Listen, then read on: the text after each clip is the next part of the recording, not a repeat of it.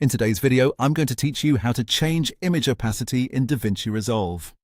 If you want to make an image more transparent so it blends nicely with the rest of your video, DaVinci Resolve makes that very easy.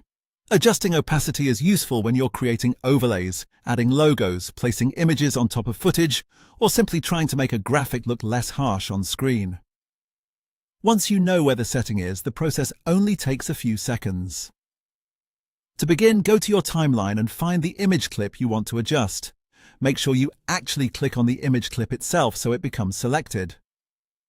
This is important because the settings you're about to change will only affect the clip you currently have highlighted. If nothing is selected, or if the wrong clip is selected, you may not see the result you expect.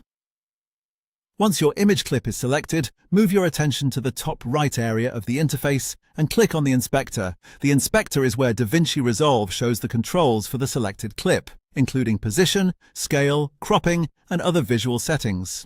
If the inspector is not already open, clicking it will reveal those options. Inside the inspector, look under the video section and find Composite. Click on Composite to expand it if it isn't already open. This section contains the opacity control you need. Opacity determines how visible the image is. At full opacity, the image appears completely solid. As you lower the value, the image becomes more transparent, allowing whatever is underneath it in the timeline to show through.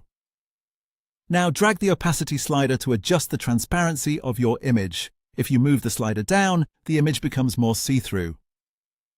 If you move it up, the image becomes more visible again. It's a good idea to watch the preview window while you do this so you can judge the exact look you want. Small adjustments can make a big difference, especially if you're trying to create a subtle overlay effect.